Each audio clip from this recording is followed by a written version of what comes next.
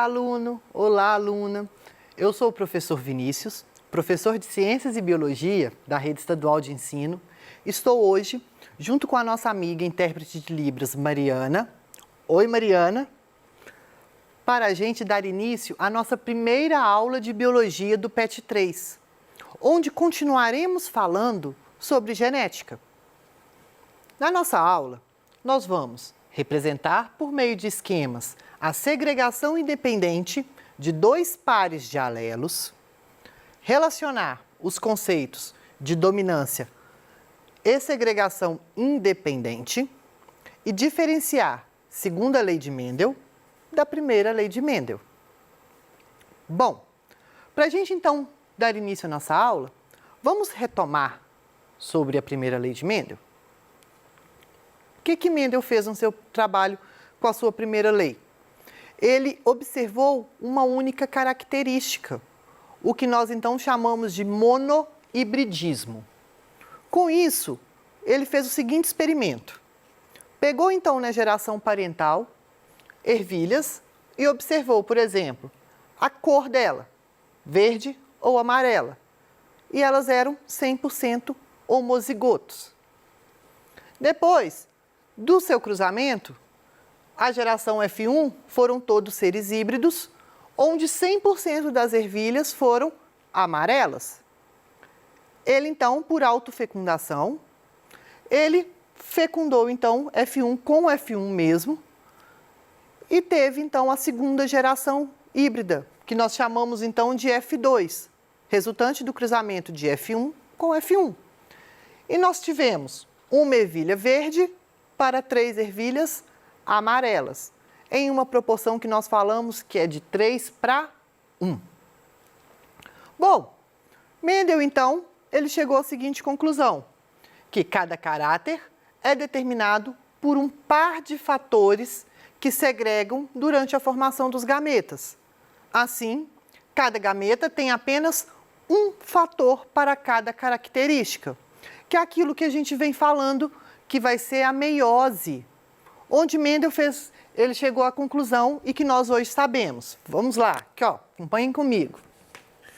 Onde eu tenho aqui ó, uma célula, opa, caiu os dois, então ó, os cromossomos estão lá.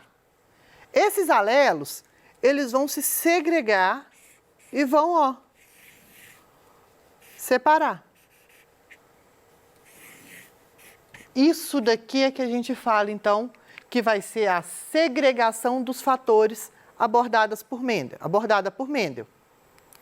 E aí, nós vamos ter a segunda lei de Mendel. O que vai ser, então, essa segunda lei de Mendel? Quando nós falamos em duas características, nós estamos falando de dihibridismo. Mendel, ele chegou a observar na sua primeira lei de Mendel, uma única característica. E na segunda lei de Mendel, mais de uma. Quando eu tenho duas características, dihibridismo. Quando eu tenho 3 características, trihibridismo. Várias características, eu vou ter o polihibridismo. E essa segregação é uma segregação independente. São eventos independentes.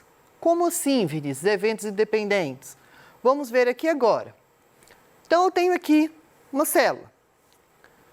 Ó, reparem que em um cromossomo eu tenho azão, azinho, e no outro cromossomo, bezão, bezinho.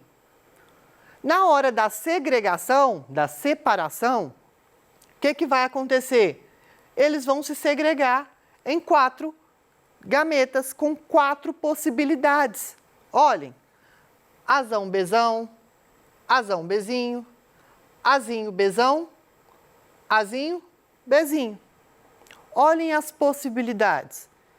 E um evento não depende do outro. Então, a segunda lei de Mendel, nós vamos estudar características simultâneas. Então, por exemplo, não é só a cor da ervilha, nós vamos estudar a cor e a textura ao mesmo tempo. Nós podemos estudar a cor, a textura da semente e a cor da flor, desde que esses alelos estejam em cromossomos separados. Se eles estão no mesmo cromossomo, aí não é um caso de segunda lei de Mendel. Nós vamos ver mais para frente quando isso ocorre, que é um caso de linkage, que a gente fala. Tranquilo? Vamos lá. Então, o que Mendel fez? Pegou, então, duas sementes. Vamos voltar com a semente da ervilha. Verde e amarela. Só que aqui a gente vai estar estudando, além disso, a textura. Além da cor, vamos observar a textura. Então, na geração parental, que tem que ser pura, liagem pura, ele pegou amarela lisa com verde rugosa. Todas elas puras. Cruzou, então. Fez o cruzamento. Em F1, originou 100% de ervilhas amarelas lisas. Nesse caso, então, nós já sabemos que a característica amarela para a cor da semente e a característica lisa para a textura da semente, elas vão ser dominantes. Então, amarela e lisa vai ser características dominantes. Mendel, o que ele fez? Cruzou F1 com F1. E o resultado da sua prole foi, em F2, os 4 fenótipos diferentes. Como assim? Amarela lisa, verde lisa. Amarela rugosa, verde rugosa. Olhem as possíveis combinações.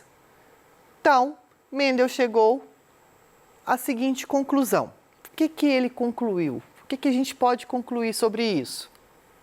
Que os fatores que hoje nós sabemos que são alelos para duas ou mais características vão se distribuir independentemente durante a formação dos gametas e vão combinar o quê? Pelo acaso. Por isso que eu falei com vocês, quando vamos analisar a segunda lei de Mendel, são casos onde esses alelos vão estar em cromossomos diferentes, porque eles vão se combinar por acaso. Vamos ver aqui na prática como que isso vai continuar.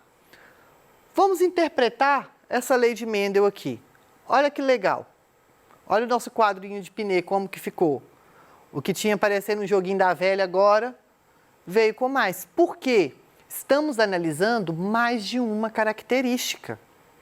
Então, se eu estou analisando duas características aqui, olha, cor e textura da semente, por exemplo, o que vai acontecer? Eu vou ter mais gametas possíveis. Enquanto eu analisava só a cor, por exemplo, Vzão, Vzinho, ou esse gameta poderia ser Vzão, ou esse gameta poderia ser Vzinho. Nesse caso, eu estou analisando, além da cor, a textura. Então, eu tenho 4 possibilidades de gametas. Nós vamos ver aqui mais para frente como que isso faz, tá? Fizemos o cruzamento. Então, o cruzamento sempre vamos fazer de letra, primeiro par de letras com primeiro par de letras, segundo par de letras com segundo par de letras. E nós temos, ó, 1, 2, 3, 4, 5, 6, 7, 8, 9, 10, 11, 12, 13, 14, 15, 16 possibilidades. Por que 16 possibilidades? Vocês viram em matemática no segundo ano, se esqueceram essa questão de probabilidade, acompanhem as aulas de matemática que está tratando sobre isso. São 16, então, 4 vezes 4, 16. Então, eu tenho 16 combinações possíveis para a gente estar realizando esses cruzamentos. Vamos ver, então, passo a passo. Só que a minha proporção fenotípica, vamos lembrar aqui, fenótipo, a característica que eu estou vendo que manifestou, na primeira lei de Mendel, era como? 3 para 1. 3 amarelas para 1 verde. 3 lisas para uma rugosa. Nesse caso, quando analisamos duas características, a proporção é de 9 para 3 para 1. Como assim? 9 amarelas lisas para 3 verdes lisas para 3 amarela rugosa para uma verde rugosa. Calma aí que nós vamos fazer esse cruzamento. Vamos lá. Vamos então separar os gametas primeiramente. Então eu tenho aqui, ó, Azão Azinho, Bzão Bzinho. Então esse gameta, essas duas características que eu vou observar aí, pode ser qualquer uma, vai ter esses alelos, são indivíduos heterozigotos, duplamente heterozigotos. Como que eu vou separar esses gametas? Ó, coloco lá por combinação. Azão e Azinho. Primeira letra que estava lá. No gameta azão, ou ele pode ser azão Bzão, ou ele pode ser azão Bzinho. Se for o alelo azinho, ou ele pode ser azinho Bzão, ou ele pode ser azinho Bzinho. Quantos gametas eu tenho aqui, então, possíveis? 1, 2, 3, 4. Azão Bzão, azão Bzinho, azinho Bzão, azinho Bzinho. Segundo a lei de Mendel, a gente tem que ter calma, paciência, senão embola o meio de campo todo. Como, Vinícius, que então se eu tiver 3 características, eu vou ter quantas possibilidades? Se eu for analisar 4, 5, então, a gente tem uma formulazinha matemática. Título de curiosidade para você saber aí. Quando eu tenho indivíduos duplamente heterozigotos, né, onde os gametas são todos heterozigotos, o que eu faço? Eu tenho uma fórmula, onde sempre não são dois alelos para uma característica, azão, azão, Bzão, Bzão, Bzão, Bzinho. Então, onde vai ser 2 elevado a n, onde esse n vai ser o número de características ou de gametas que eu vou ter heterozigotos. Como assim? Quantas características heterozigotas aqui que eu vou ter? 2, não é? Então, nesse caso, 2 elevado a 2, que vai ficar como? 2 elevado a 2, 4 gametas possíveis. Se fossem 3, azão, azinho, Bzão, Bzinho, Czão, Czinho. 3 heterozigotos, não são? 2 elevado a 3. Vão ser quantos gametas? Opa, 5, gente, tô doido. 2 elevado a 3 vai ser 8. Então, vão ser 8 gametas possíveis. Tranquilo? Vamos lá. E cada gameta desses daqui, analisando, vão ter 25% de chance de acontecerem.